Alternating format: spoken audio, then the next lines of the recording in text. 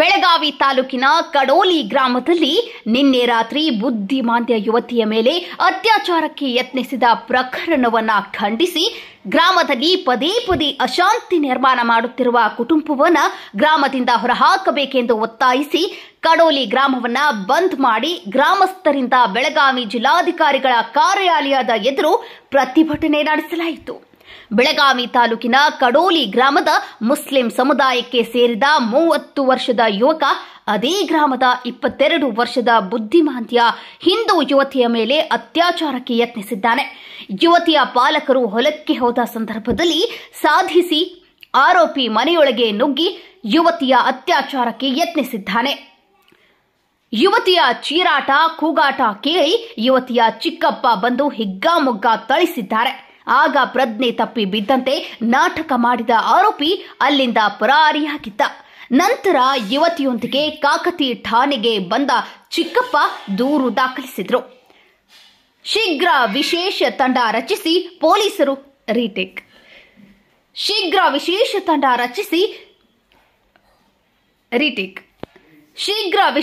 ತಂಡ ರಚಿಸಿದ ಪೊಲೀಸರು ಕೆಲವೇ ಗಂಟೆಗಳಲ್ಲಿ ಆರೋಪಿಯನ್ನ ಬಂಧಿಸಿದ್ದಾರೆ.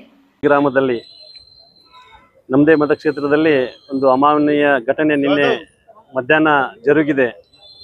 ಒಬ್ಬ ಬುದ್ಧಿಮಾಂದ್ಯ ಹೆಣ್ಣುಮಗಳ ಮೇಲೆ ಮುಸ್ಲಿಂ ಯುವಕ ಅತ್ಯಾಚಾರ ಎಸಗಲು ಪ್ರಯತ್ನ ಪಟ್ಟಿದ್ದನ್ನು ನಿನ್ನೆ ನಾವು ನೋಡಿದ್ದೀವಿ. ಅದಕ್ಕೆ ಜಿಲ್ಲಾ ಉಸ್ತುವಾರಿ ಸಚಿವರ ಆದೇಶದ ಮೇರೆಗೆ ತಕ್ಷಣ ಕಡೋಲಿ ಗ್ರಾಮಕ್ಕೆ ಭೇಟಿ ನೀಡಿ ನೊಂದ ಕುಟುಂಬಕ್ಕೆ ಮತ್ತು ಅವರ ತಾಯಿಗೆ ಮತ್ತು ಜಿಲ್ಲಾ ಆಸ್ಪತ್ರೆಗೆ ಭೇಟಿ ನೀಡಿ ಆ ಕುಟುಂಬಕ್ಕೆ ಧೈರ್ಯ ಕೊಡುವಂಥ ಕೆಲಸವನ್ನು ಕೂಡ ಈಗಾಗಲೇ ಸಚಿವರ ಸೂಚನೆ ಮೇರೆಗೆ ಮಾಡಿದ್ದೀವಿ. ಈ ಕುಟುಂಬ ಮೇಲಿಂದ ಮೇಲೆ ಕಡೋಲಿ ಗ್ರಾಮದಲ್ಲಿ ಅನ್ಯಾಯವನ್ನು ಮಾಡ್ತಾ ಇದೆ ಅಂತೆ ಊರಿನ ಸಮಸ್ತ ಗುರಿಯರು ಕೂಡ ಗ್ರಾಮ ಪಂಚಾಯತಿಯ ಎಲ್ಲ ಸದಸ್ಯರು ಕೂಡ ವಿಶೇಷವಾಗಿ ಆ ಕುಟುಂಬ 15 ವರ್ಷಗಳ ಹಿಂದೆ ಅದೇ ಊರಲ್ಲಿ ಒಂದು ಘಟನೆಯನ್ನು ಮಾಡಿದ್ರು. ಒಬ್ಬ ಹಿಂದೂ ಧರ್ಮದ ಯುವಕನನ್ನು ಕೊಲೆ ಮಾಡಿದ್ದು ಕೂಡ ಅದೇ ಕುಟುಂಬದಿಂದ. ಇವತ್ತು ಮತ್ತೆ ಅದೇ ಕುಟುಂಬದಿಂದ ಈ ಥರ ಒಂದು ಅತ್ಯಾಚಾರ ಆಗಿದೆ. ಅದಕ್ಕಾಗಿ ಆ ಕುಟುಂಬದ ಮೇಲೆ ವಿಶೇಷವಾಗಿ ಊರಿನ ಎಲ್ಲ ಹಿರಿಯರು ಕೂಡ ಆ ಕುಟುಂಬವನ್ನ ಆದಷ್ಟು ಒಂದು ಶಿಸ್ತಿನ ಶಿಕ್ಷೆಗೆ ಗುರಿ ಮಾಡಿ ಆ ಕುಟುಂಬವನ್ನ ಊರಿಂದ ದೂರ ಇಡಬೇಕಂತ ಹೇಳಿ ಊರ ಒಂದು ಗ್ರಾಮಸ್ಥರ ಮನವಿ ಇದೆ. ಅದಕ್ಕಾಗಿ ಒಬ್ಬರ ಸಂಬಂಧ ಊರಲ್ಲಿ ಯಾವುದೇ ರೀತಿಯ ಒಂದು ಗಲಭೆಗಳಿಗೆ ಅವಕಾಶ ಕೊಡದಂತೆ ನಿನ್ನಿಂದ ಪೊಲೀಸ್ ಇಲಾಖೆಯ ಅಧಿಕಾರಿಗಳು ಕೂಡ ಕಟ್ಟುನಿಟ್ಟಿನ ಕ್ರಮವನ್ನ ತೆಗೆದುಕೊಂಡು ತಕ್ಷಣ ಆರೋಪಿಯನ್ನ ಬಂಧಿಸಿ ಇವತ್ತು ಜೈಲಿಗೂ ಕೂಡ ಹಾಕಿದ್ದಾರೆ. ಬರುವಂತಹ ದಿನದಲ್ಲಿ ಆ ಹೆಣ್ಮಗಳಿಗೆ ನ್ಯಾಯ ಸಿಗಬೇಕು. ಆ ಕುಟುಂಬದ ಪರವಾಗಿ ನಾವು ಮತ್ತು ಗ್ರಾಮದವರಾದ ನಮ್ಮ ಭಾಗದ ಶಾಸಕರಾದ ಕೂಡ ನಿಂತಿದ್ದೇವೆ. ಅವನ ಮೇಲೆ ಹೆಚ್ಚಿನ ಕಠಿಣ ಶಿಕ್ಷೆಯಾಗಿ ಭವಿಷ್ಯದಲ್ಲಿ ಯಾವತ್ತಿಂದು ಈ ಭಾಗದಲ್ಲಿ ಮತ್ತೊಮ್ಮೆ ಘಟನೆ ಆಗಬಾರ್ದು ಅಂತ ಹೇಳಿ ನಾವು ಜಿಲ್ಲಾಧಿಕಾರಿ ಇವತ್ತು ಮನವಿ ಮಾಡೋದಕ್ಕೆ ग्रामस्थर जೊತೆ ಕೂಡ ಇವತ್ತು ಬಂದಿದ್ದೀವಿ. कड़ोलीमध्ये काल दुपारी एक घटना घडली की एक मतिमंद मुलगी, तिला समाजाचं किंवा इतर काही तिला समजत नाही अशा मुलीवरती एक मुस्लिम युवक त्या ठिकाणी त्यांच्या घरात घुसून त्या मुलीवरती अतिप्रसंग करण्याचा प्रयत्न करतो. मी प्रशासनाला एकच विनंती करू इच्छितो, ह्या पाठीमागे पण अशी एक घटना त्या ठिकाणी घडलेली आहे. तर त्यावेळेला जर वेळीच त्या ठिकाणी त्याला जर कठोर शिक्षा झाली असती तर हा पुन्यांदा प्रकार घडला नसता.